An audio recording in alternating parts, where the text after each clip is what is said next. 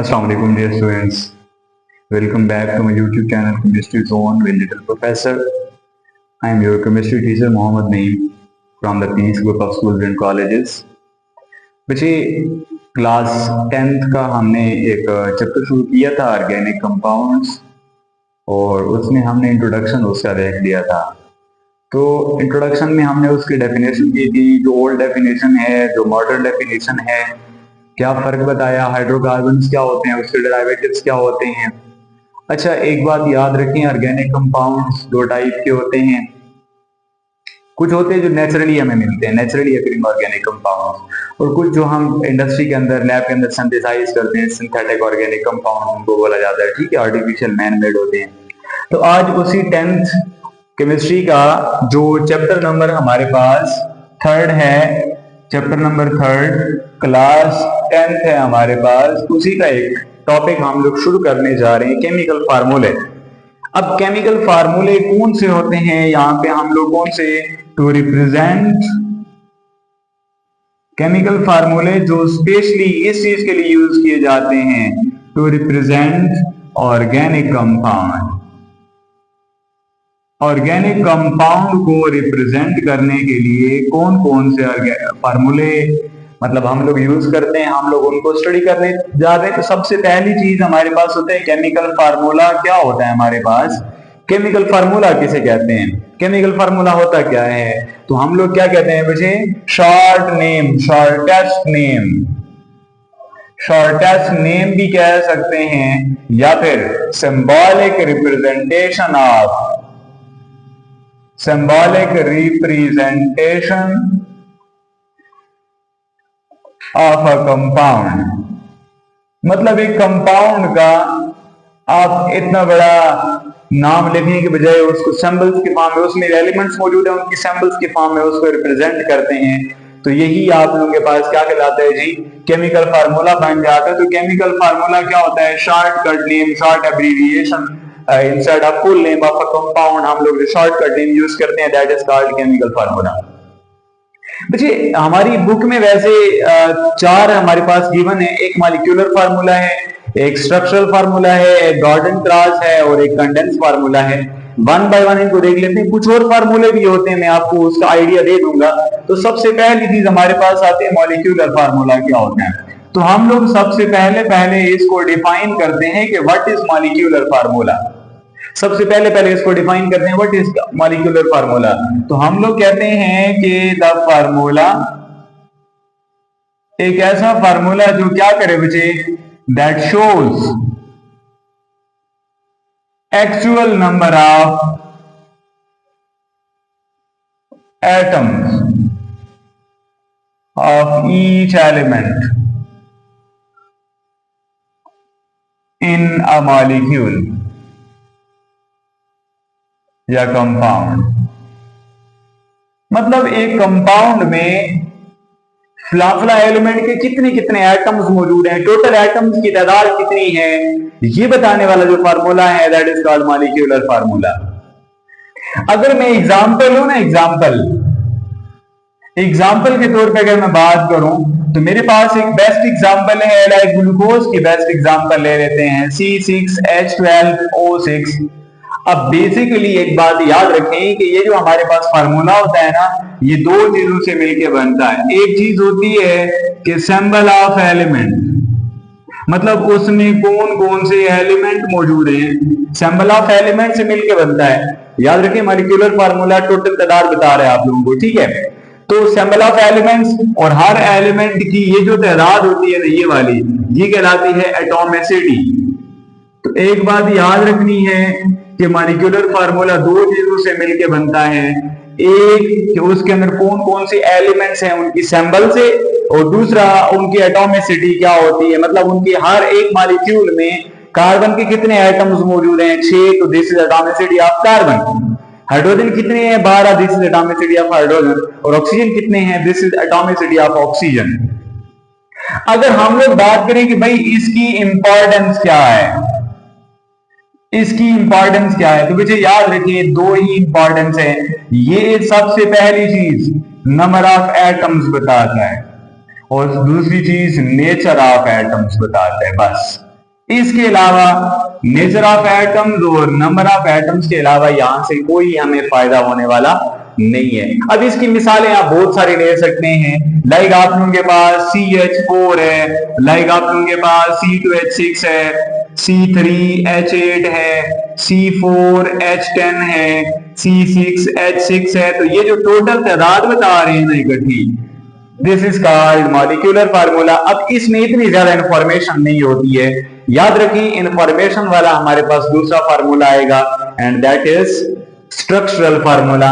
तो बच्चे structural formula को हम लोग यहाँ पे थोड़ा सा स्टडी कर लेते हैं। स्ट्रक्चरल फार्मूला क्या होता है, हम लोग इसको जब डिफिनेशन पे आते हैं ना हम लोग इसकी, तो हम लोग कहते हैं कि ऐसा formula which shows arrangement of atoms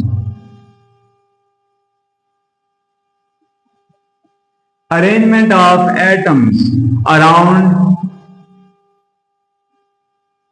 central atom.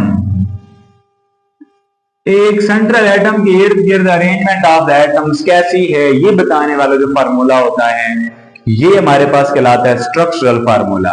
अब एग्जाम्पल के ऊपर जब हम बात करते हैं ना, एग्जाम्पल के ऊपर, ठीक है, अब हमारे पास ये फार्मूला CH4 अगर मैं ले लूं तो CH4 में क्या होता है, मेरे पास एक कार्बन है सेंटर में और 3 डायमेंशनली इस तरीके से हमारे पास क्या होता है, ये हमें बताता है कि इसके अंदर 3 हाइड्रोजन मौजूद हैं। सेम अगर मैं बात करूं यहाँ पे मेरे पास एक और कंपाउंड है C2H4 अगर मैं ले लूं ये वाला, तो देखिए यहाँ पे ये थोड़ी सी डिफरेंट चीज बताएगा। C2H4 किस तरीके से होता है, ये 2 कार्बन है, अब हर कार्बन 4 बॉन्ड बनाता है, 2 हाइड्रोजन यहाँ पे, 2 हाइड्रोजन यहाँ पे। अब बॉन्ड तो कम है, देखे ना, इस कार्बन के एक बॉन्ड इधर है, एक इस साइड पे और एक इस साइड पे 3 है, और इस कार्बन के भी 3 बॉन्ड्स हैं, तो इसका मतलब यहाँ पे फिर डबल बॉन्ड होगा। इसका मतलब ये एक और चीज बता रहा है, अरेंजमेंट के साथ साथ ये हमें नेचर ऑफ द बॉन्ड भी बता रहा है, ठीक है, नेचर या नंबर ऑफ बॉन्ड्स। इसी तरीके से अगर एक और फार्मूला ले लें, C2H2 ले लें हम लोग, C2H2, इसका मतलब यहाँ पे 2 कार्बन हैं, एक हाइड्रोजन इधर एक इधर, अब 2 बॉन्ड हैं, 2 काम है, इसका मतलब इसमें तो ट्रिपल बॉन्ड आ रहा है। तो ये हमें ये भी बता रहा है कि यहाँ पे तो ट्रिपल बॉन्ड भी मौजूद है। तो इसी तरीके से अगर हम बात करें, हमारे पास एक और फार्मूला है C3H6। अब ये 2 किस्म का कंपाउंड हो सकता है, एक तो 3 कार्बन ओपन ले लें और इस तरीके से डबल बॉन्ड लगा लें, तो ऐसा भी हो सकता है, ठीक है। अब इस तरीके से ऐसा भी हो सकता है, या फिर 3 कार्बन हमारे पास साइकिल में मौजूद हो इस तरीके से, तो 2 हाइड्रोजन सबके साथ हो, तो ये भी C3H6 ही बनेगा। इसका मतलब मॉलिक्यूलर फार्मूला से हमें इतनी इंफॉर्मेशन नहीं मिल रही जितनी हमें स्ट्रक्चरल फार्मूला से इंफॉर्मेशन मिल रही है। तो हम स्ट्रक्चरल फार्मूला की इंफॉर्मेशन के लिए अगर हम इसके अंदर बात करें ना, इसकी इंपॉर्टेंस में हमारे पास क्या क्या चीज आएगी, तो इसकी इंपॉर्टेंस में बहुत सारी चीजें आ सकती हैं। इसकी इंपॉर्टेंस में अगर हम लोग लिखना चाहें what is the importance of structural formula, तो सबसे पहली चीज ये हमें क्या बताता है बच्चे, अरेंजमेंट बताता है, arrangement of atoms. Okay, next हमारे पास क्या बताता है बच्चे, नेचर ऑफ चेन, कि क्या वो आपकी चेन ओपन चेन है या फिर क्लोज चेन है। अब इस फार्मूले से आपको नहीं पता चल रहा था, लेकिन जब ड्रा करेंगे पता चलेगा ओपन चेन है या फिर क्लोज चेन है। नेचर ऑफ द चेन क्या है, नेचर ऑफ द बॉन्ड क्या है,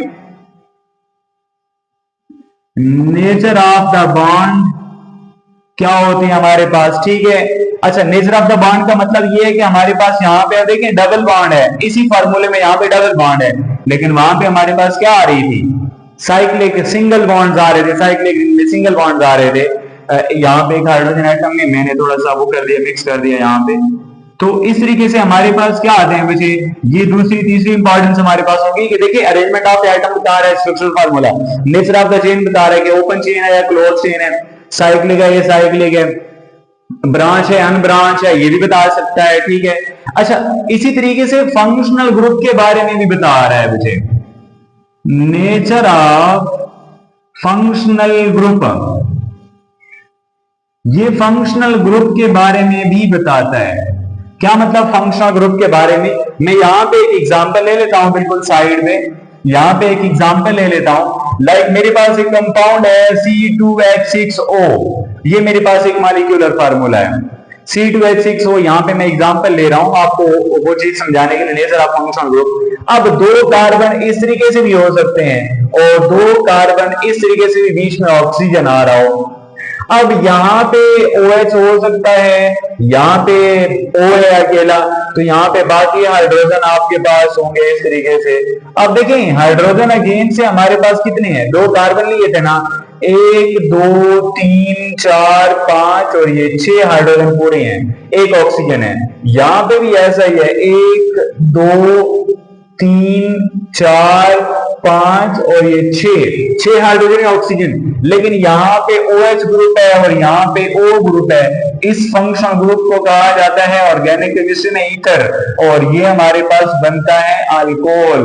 अब देखें इस फार्मूले से आपको पता नहीं चल रहा था कि नेचर ऑफ फंक्शनल ग्रुप कौन सी है। जब आप स्ट्रक्चरल फार्मूला ड्रा करते हैं तब आपको पता चलता है कि आपके पास ये नेचर ऑफ फंक्शनल ग्रुप कौन सा अल्कोहल है या फिर ईथर है। तो इसकी बहुत ज्यादा इंपॉर्टेंस है, सबसे ज्यादा इंफॉर्मेशन देने वाला स्ट्रक्चरल फार्मूला होता है। क्या क्या बताता है हमें? अरेंजमेंट ऑफ द एटम्स बता रहा है, same nature of the chain बता रहा है कि वो चेन आपकी ओपन चेन है या क्लोज चेन है। नेचर ऑफ द चेन का मतलब ओपन चेन या फिर क्लोज चेन, ब्रांच है या अनब्रांच है, सैचुरेटेड है या अनसैचुरेटेड है, ठीक है, मुख्तलिफ किस्म की चेन आपकी हो सकती है। Number nature of the bond क्या है, मतलब कार्बन में बॉन्ड सिंगल है, डबल है, ट्रिपल है, ये कौन बताएगा? नंबर ऑफ बॉन्ड ये हमें स्ट्रक्चरल फार्मूला बताएगा। और नेचर ऑफ फंक्शनल ग्रुप, अब देखिए ग्लूकोज का जो फार्मूला है ना, ग्लूकोज का फार्मूला ये वाला C6H12O6, इससे कम हो गए 16 कंपाउंड बनते हैं हमारे पास डिफरेंट, सबका स्ट्रक्चर डिफरेंट होता है। तो अब अभी हमें नहीं पता चल रहा कि ये C6H12O6 हमने कौन सा कंपाउंड लिया। ग्लूकोज का फार्मूला भी यही है, ग्लैक्टोज का फार्मूला भी यही है, फ्रुक्टोज का फार्मूला भी यही है, मेनोज का भी यही है, इलोज का भी यही है, अल्ट्रोज का भी, बहुत सारे 16 कंपाउंड बनते हैं इस एक फार्मूले से। क्या मतलब हुआ कि ये फार्मूला इतनी इंफॉर्मेशन नहीं दे रहा, जब इनका स्ट्रक्चर ड्रा करेंगे तो वो स्ट्रक्चर हमें बताएगा कि ये कंपाउंड कौन सा। इसका मतलब है स्ट्रक्चर हमें बहुत सारी चीजें बता रहा होता है। सेम हमारे पास एक डॉट एंड क्रॉस फार्मूला होता है, बच्चे डॉट एंड क्रॉस फार्मूला का इतना ज्यादा इंपॉर्टेंस नहीं है। इसकी डेफिनेशन जब हम लोग करते हैं ना तो ये हमें क्या बताता है बच्चे, इट शोज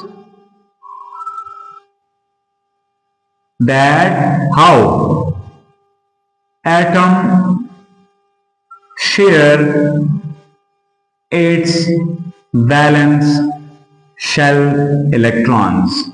ये हमें एक ही चीज बता रहा है, ये हमें एक ही चीज बता रहा है कि फ्ला एटम ने आखिरी शेल के इलेक्ट्रॉन्स को कैसे शेयर किया।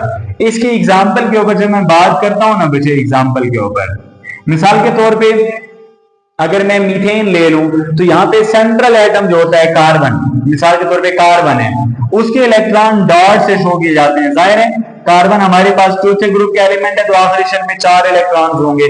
इसके इर्द गिर्द 4 हाइड्रोजन है, इसके इर्द गिर्द 4 हाइड्रोजन है।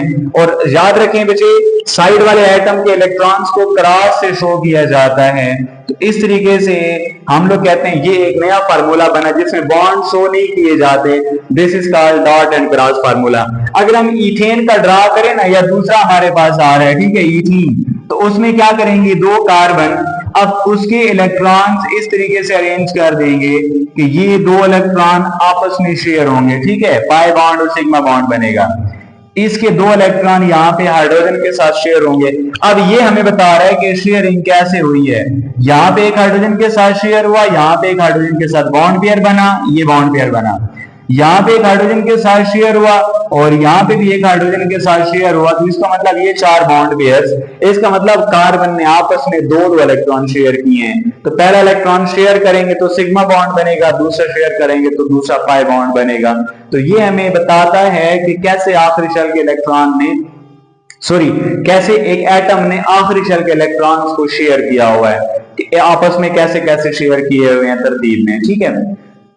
बात हमारे पास आती है कंडेंस फार्मूला। बच्चे कंडेंस फार्मूला क्या बताता है हमें? कंडेंस फार्मूले की जब बात करते हैं ना हम लोग, कंडेंस फार्मूला डेफिनेशन, तो हम लोग कहते हैं कि ये हमारे पास एक फार्मूला होता है that shows number and nature of groups, number and nature of groups attached to central atom, कि सेंट्रल एटम के साथ जो एटम्स या ग्रुप ऑफ एटम लगे हुए हैं वो कौन से हैं और कितने हैं, ये बताने वाला जो फार्मूला होता है, this is called condense formula. अब मैं यहां पे एक स्ट्रक्चर ड्रा करूंगा और उसी से ही मैं कंडेंस फार्मूला ड्रा करूंगा। ये मैं स्ट्रक्चरल फार्मूला ड्रा कर रहा हूं। मिसाल के तौर पे 5 कार्बन है, 3 बॉन्ड बनाने हैं कार्बन ने, तो देखिए सॉरी 4, तो एक है ऑलरेडी, तो यहाँ पे 3 काम है, तो 3 हाइड्रोजन लगा दिए। 2 बॉन्ड्स हैं तो 2 हाइड्रोजन लगा देंगे, 2 बॉन्ड्स हैं तो 2 हाइड्रोजन लगा लेंगे, यहाँ पे भी 2 हाइड्रोजन लगा लेंगे, और यहाँ पे 1 बॉन्ड था तो 3 हाइड्रोजन हमें लगाने पड़े। अब कंडेंस फार्मूला क्या बताएगा हमें? ये हमें बताएगा कि इस सेंट्रल एटम के साथ हाइड्रोजन कितने हैं, तो हमें पता चलेगा ये तो है CH3, मतलब एक कार्बन के साथ 3 हाइड्रोजन है। इधर कार्बन के साथ 2 हाइड्रोजन है तो हम लिख देंगे CH2। इधर कार्बन के साथ 2 हाइड्रोजन, देखिए ये एक ग्रुप बन गया, ये एक और ग्रुप, कार्बन के साथ 2 हाइड्रोजन। सेम यहाँ पे भी कार्बन के साथ क्या आ रही है, 2 हाइड्रोजन, यहाँ पे कार्बन के साथ क्या आ रही है, 3 हाइड्रोजन। तो आप ऐसा भी कह सकते हैं कि आखिर में और पहले और आखिर में क्या है, पहले और आखिर में ऐसा भी लिख सकते हैं कि CH3 2 बार है, बीच में CH2 कितनी बार आ रहा है, 1 2 और 3, तो आप CH2 लिख के ना इसको होल 3 लिख देंगे। इसका मतलब CH3 और CH3 के बीच में CH2 3 बार आ रहा है हमारे पास। ठीक है, तो इस तरीके से हम कंडेंस फार्मूले, बच्चे इसको नोट कर लें, स्क्रीनशॉट ले, मैं इसको साफ करके आप लोगों को कुछ और एग्जांपल कंडेंस फार्मूला की करवा दूं। अच्छा बच्चे देखिए, कंडेंस फार्मूला की एक और एग्जांपल मैं आप लोगों को करवा देता हूं। अब मिसाल के तौर पे मेरे पास एक कंपाउंड है, 1 2 3 4 5 6 कार्बन है, यहाँ पे मेरे पास OH लगा हुआ, यहाँ पे Cl लगा हुआ, यहाँ पे NH2 लगा हुआ। अब बाकी हाइड्रोजन आपने पूरे करने हैं, ठीक है, तो बाकी हाइड्रोजन आप पूरे करते हैं कैसे, 1 हाइड्रोजन हो गया, 2 ये 3 4 बॉन्ड पूरे हो गए, यहाँ पे 3 है तो 1 बॉन्ड रहता है, यहाँ पे 2 बॉन्ड हैं कार्बन के तो 2 रहते हैं तो 2 हाइड्रोजन आ गए, यहाँ पे 1, यहाँ पे 1, यहाँ पे 3 रहते हैं। अब इसका कंडेंस फार्मूला कैसे बनेगा, यहाँ पे तो कार्बन के साथ है 3 हाइड्रोजन, CH3 बन जाएगा। अब यहाँ पे कार्बन के साथ एक तो हाइड्रोजन है लेकिन एक ब्रांच है, तो आप उसको ब्रैकेट में लिखेंगे। याद रखें ब्रांच जो होती है मतलब एच के अलावा वो हमेशा आगे लिखी जाती है, मतलब ये वाली ब्रांच इस कार्बन के पिछले कार्बन के, मतलब कार्बन से आगे ब्रांच लिखी जाती है। अगेन से आगे CH2 2 कार्बन, कार्बन के साथ 2 हाइड्रोजन है ये वाले, यहाँ पे इस कार्बन के साथ H है और फिर Cl है, तो उसी तरीके से CH और ब्रैकेट में लिखेंगे Cl, इसके साथ भी CH ब्रैकेट में लिखेंगे NH2 और आखिर में CH3 हमारे पास, तो ये कंडेंस फार्मूला बन जाएगा इस कंपाउंड का। ठीक है, इसी तरीके से हमारे पास आप बहुत सारे फार्मूले, ऐसा भी हो सकता है, ऐसा भी हो सकता है कि यहाँ पे आप लोगों के पास क्या लगा हो, NH3 के साथ ना यहाँ पे CH3 एक और ब्रांच लगी हो, तो फिर आप इसको इस तरीके से लिखेंगे।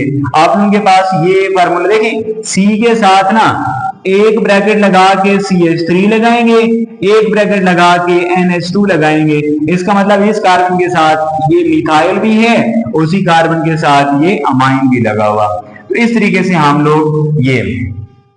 अच्छा, ऑर्गेनिक कंपाउंड्स को ड्रा करने के हमारे ये 3-4 फार्मूले तो हमने पढ़ लिए, मॉलिक्यूलर स्ट्रक्चरल डाल्टन क्लास मैंने साफ कर दिया, कंडेंस फार्मूला हमने पढ़ लिया।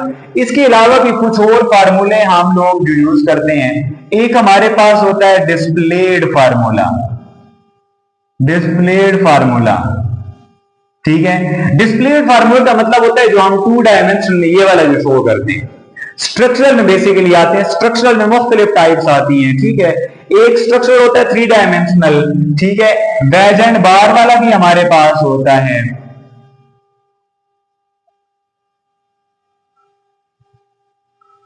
वेज बार फार्मूला भी होता है, ठीक है, या वेज और लाइन हमारे पास होती है, ठीक है। इसी तरीके से हमारे पास इसका एक और हम लोग स्केलेटल फार्मूला भी यूज करते हैं। स्केलेटल फार्मूला भी यूज करते हैं। डिस्प्लेड फार्मूला का मतलब यही होता है कि हम लोग जो ये 2 डायमेंशन में यूज करते हैं ना, ये वाला, ये हमारे पास कहलाता है जी डिस्प्लेड फार्मूला। वेज एंड बार का क्या मतलब होता है? ये 3 डायमेंशन में हमें बताना होता है, 3 डायमेंशन में बताना होता है कि देखें ये जो दो ग्रुप्स हैं, अब लाइक मेरे पास ये दो ग्रुप्स हैं, दो डिफरेंट ग्रुप्स हैं, सेंट्रल एटम के इर्द गिर्द ये वाला सामने है तो ये पीछे है, ठीक है दोनों इस साइड में, दोनों इस साइड में, लेकिन ये सामने है और ये पीछे है। फिर मैं क्या करता हूं, फिर इसको सामने ले आता हूं, इसको पीछे है। तो इस तरीके से डिफरेंस करने के लिए हम लोग क्या करते हैं बच्चे, हम लोग कहते हैं कि लेट से ये वाला ग्रुप जो है, मतलब यहां पे हमारे पास दोनों हाइड्रोजन है ना, एक्स और वाई दो ग्रुप्स हैं, पहले ये फ्रंट पे है तो ये बैक पे है, वेज एंड बार हमारे पास आ गया, ठीक है। अब अगर हम लोग एक और ड्रा करें तो यहां पे वेज लगा दें, यहां पे बार लगा दें, इसका मतलब ये फ्रंट ये बैक, या फिर ये फ्रंट और ये बैक। तो ये जो 3 डायमेंशन में शो करते हैं, this is called wedge and bar formula. एक हमारे पास होता है स्केलेटल फार्मूला। देखें हम लोग मुख्तलिफ कंपाउंड ऐसे लिखते हैं, ऐसे, ये हमारा क्या होता है, इसका मतलब 1 कार्बन, इसका मतलब 2 कार्बन, ये 3, ये 4, ये 5, ये 6, ये 7, बीच में सिंगल बॉन्ड है, यहाँ पे हाइड्रोजन शो नहीं करते हम लोग, ठीक है। अब कहीं पे ऐसे लिखा हो इसका मतलब डबल बॉन्ड आ गया, कहीं पे ऐसा लिखा हो इसका मतलब ये ट्रिपल बॉन्ड आ गया। अगर कहीं पे एक लाइन है इसका मतलब एक ब्रांच है, एक कार्बन की ब्रांच है। अगर इस तरह की ब्रांच है जिसमें 2 कोने हैं, इसका मतलब क्या होगा, 2 कार्बन की ब्रांच है। अगर इस तरीके का लिखा हुआ है 3 कोने, इसका मतलब 3 कार्बन की ब्रांच है। तो ये जो हमारे पास होता है हर कोने का मतलब एक कार्बन, ये जो फार्मूला होता है this is called skeletal formula. तो उम्मीद है आप लोगों को समझ आ गया होगा कि हमारे पास केमिकल फार्मूले क्या होते हैं, किसी कंपाउंड को रिप्रेजेंट करने का जो शॉर्टकट मेथड होता है that is called chemical formula. Molecular हमने उसकी टाइप के अंदर पढ़ा, स्ट्रक्चरल, डाल्टन क्रॉस पढ़ा, कंडेंस फार्मूला। इसके अलावा कुछ और जो हमारे कोर्स में बुक में नहीं है बट आपको फिर भी पता होना चाहिए कि हम इस किस्म के फार्मूले। उम्मीद है आप लोगों को समझ आया होगा। जहां पे क्वेश्चन वगैरह हो कमेंट बॉक्स में पूछ लेना है। वीडियो को लाइक शेयर लाजमी करना है, दोस्तों के साथ कमेंट करना है लाजमी, और अगर चैनल को सब्सक्राइब नहीं किया हो तो वो भी कर देना है। मिलते हैं नेक्स्ट वीडियो के अंदर, तब तक के लिए अल्लाह हाफिज़, ख्याल रखना है बच्चे अपना। अस्सलाम वालेकुम।